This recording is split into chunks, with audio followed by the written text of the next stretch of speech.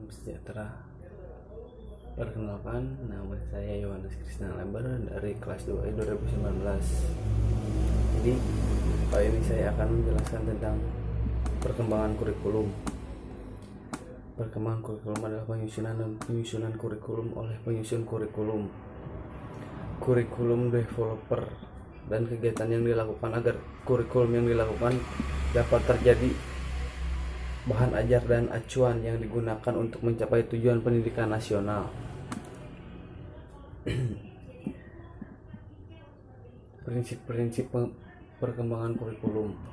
Perkembangan kurikulum menggunakan prinsip-prinsip yang telah berkembang dalam kehidupan sehari-hari atau justru menciptakan prinsip-prinsip baru. Oleh karena itu, dalam implementasi kurikulum di lembaga pendidikan,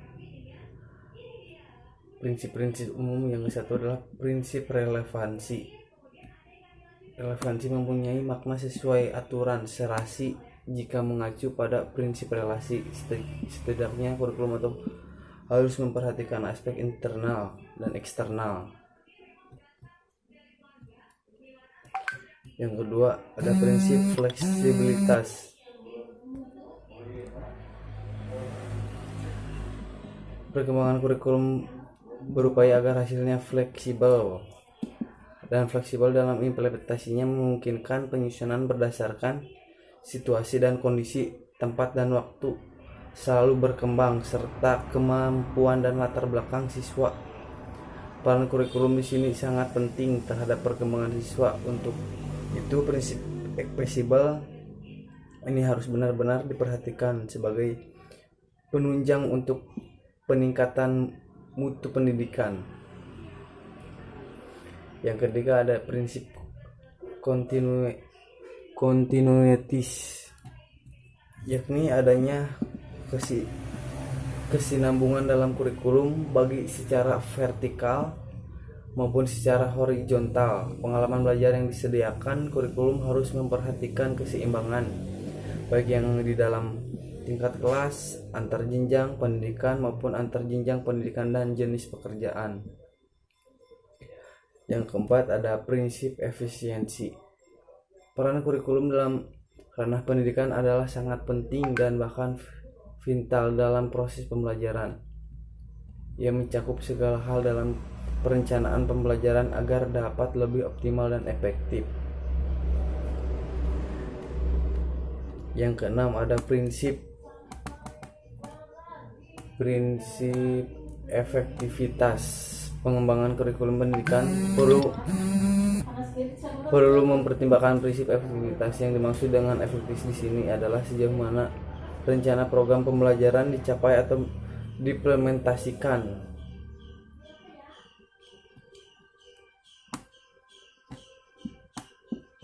Yang ketiga itu ada faktor-faktor yang mempengaruhi perkembangan kurikulum. Sekolah mendapatkan pengaruh dari kekuatan-kekuatan yang ada di dalam masyarakat, terutama dari perguruan tinggi dan masyarakat. Yang satu ada perguruan tinggi.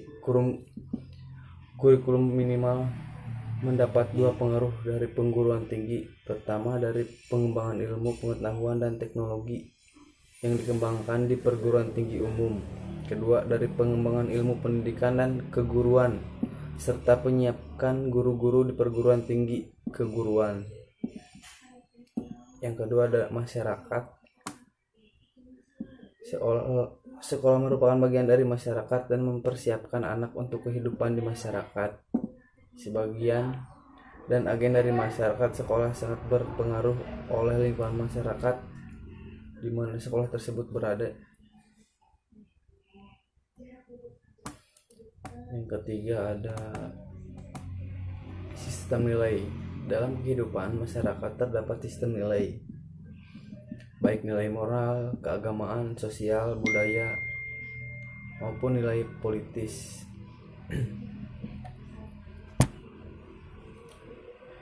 Yang keempat ada artikulasi dan hambatan kurikulum. Artikulasi dalam pendidikan berarti kesetapuduan dan koordinasi segala pengalaman belajar untuk merealisasikan artikulasi kurikulum. Perlu meneliti kurikulum secara menyeluruh, membuang hal yang tidak diperlukan. Yang kelima, ada model-model pengembangan kurikulum. Ada model administratif, ada model grassroots, terus ada model terbalik Hilda Taba, ada model pemecahan masalah, model pengembangan kurikulum menurut Rogers.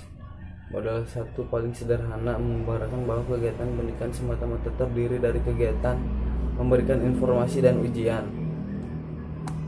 Yang kedua, model adalah menyumpai dari model 1 dengan membahkan pokok yang belum tercover pada model 1, yaitu mengenai metode dan organisasi bahan pelajar. Yang ketiga, model ketiga, pengembangan kurikulum merupakan penyimpanan dari model 2 yang belum biasa berikan alternatif pokok atau answer teknologi pendidikan ke dalamnya. Mungkin dari saya segitu. Kalau ada kesalahan, maaf.